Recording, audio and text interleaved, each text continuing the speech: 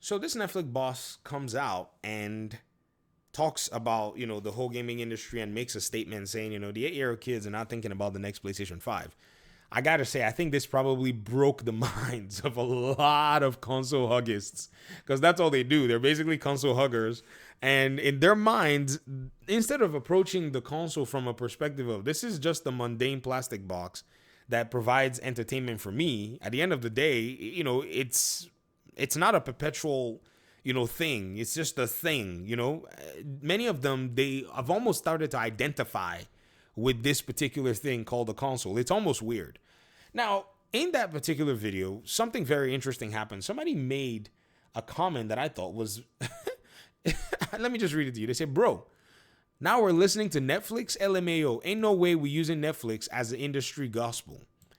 The thing is, a lot of people fail to realize that the person that made this comment came from Netflix. I said from Netflix, from Epic Games. Epic Games is literally holding the industry hostage with one game.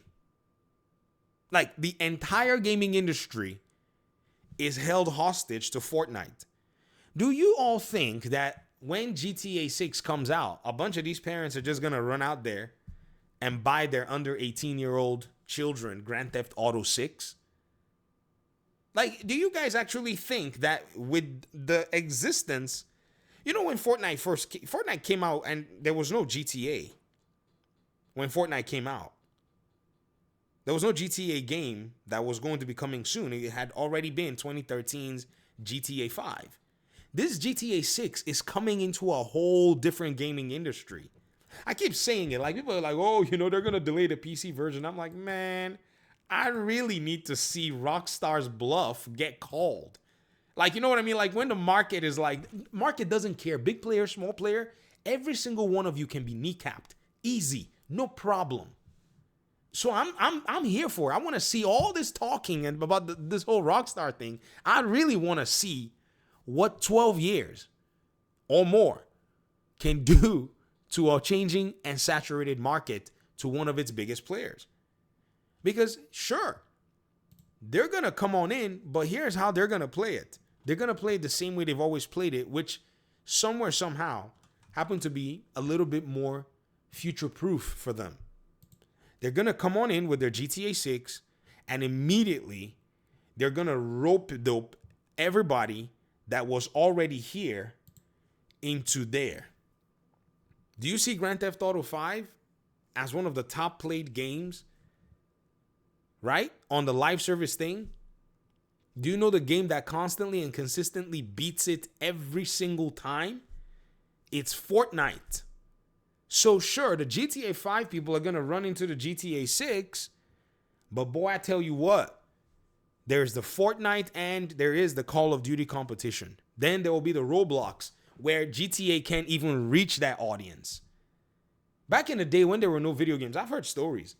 I remember a buddy of mine back in the day when it was like GTA something. He said to me, he was hanging out with his relative out in England.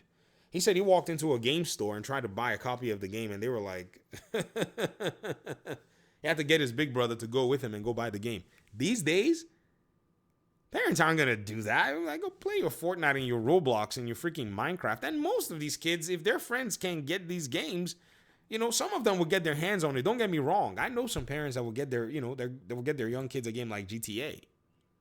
But at the end of the day, GTA has to come into the market and still know its place when it comes down to these other titles. And so what I started doing was I started reading the comments. Are these youngins really behaving how the Netflix boss said they're behaving? Well, come see what is being said in the comment section. The Slander's True, shout out to you. You said, we have every console in my house and my child chooses her phone and tablet over the Switch, Xbox, or PlayStation. Kids do what we do. We game with our friends and those that we're in community with. Interesting. Carl said, the question shouldn't be what 8-year-old is thinking of getting a PS6, but rather what parent is thinking of getting their 8-year-old a PlayStation 6. Whoever made the comment about Netflix having shovelware games, because somebody actually did say that in a comment that I read, has clearly not logged into Netflix via the phone app. On the app, they have dedicated section for mobile apps. You don't stream them over your phone. You can install them right from Netflix, and it's included with your Netflix subscription. So what type of shovelware are we talking about? GTA San Andreas, Civilization 6, Into the Breach, Rain Series, Roller Coaster Tycoon, Football Manager, Lego Games, World of Goo, Cut the Rope, Oxenfree, Sonic, Dead Cells, Spirit Rafter, Tomb Raider. Yep, all shovelware. I did not know that these were the games that were actually on Netflix phone that you can install on your cell phone. Wow. You said it's basically Game Pass for mobile games. What adult in their mind will buy their 8-year-old a PS6 when they can just give them a tablet and let them play free games using touch controls? 30 Below said, definitely speaking facts. My 12-year-old has a PS5 with a 55-inch TV in his room, yet he will play on anything with a screen and input. Phone, tablet, laptop, my Xbox, doesn't matter. Wherever his friends are, that's where he wants the game. Mr. BDB says, my kids, nephews, and nieces 11 to 17 know of Spider-Man, Mario, Batman, etc., but they aren't interested in those games. You're 1000% correct. Content creator like FGTV with millions of subs playing Roblox, probably sponsored as well, have kids addicted to that game. Interesting. Right? So when you ask me if we're listening to Netflix, no. It's what we're seeing. Right? The BNRMN says, thinking about my own gaming situation, I think it might be onto something. Currently, I game on my Series X with my PS5 on the side. Occasionally, I'll remote play on my console with my Surface Book 2 laptop and Xperia 1V phone when the kids occupy, and when I'm out, sometimes I jump into cloud gaming on my phone or straight up mobile versions of games or to scratch that itch like Call of Duty Warzone Mobile, Fortnite, EAFC, and the like. In an ideal world, we'll just have a powerful PC at home and a conveniently sized handheld like a PS Vita and such. I think Microsoft have gone deep into their bag with the moves that they're making, that there is bound to be a combination that works for every single individual in the same way that their PC business is diversified enough that you can match your needs and requirements at every price point. Work and be productive how you like. Game how you like. I mean, literally, people are basically giving firsthand testimony here. Now, I'm not saying that the testimony is the law. I'm just saying that what he said is not out of line. What he said is actually quite surprisingly much true than some would hope to admit. You can literally, by any means talk about the industry and talk about how consoles are this and that, but you got to understand, not unless you're in these,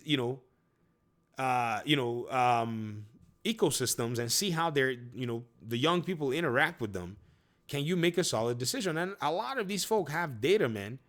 They have data that you can't even believe.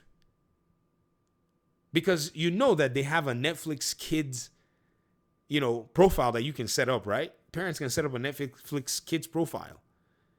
And through that profile, they can see what, games these children, these parents, these kids are playing via the Netflix kids profile that they've already set up for them.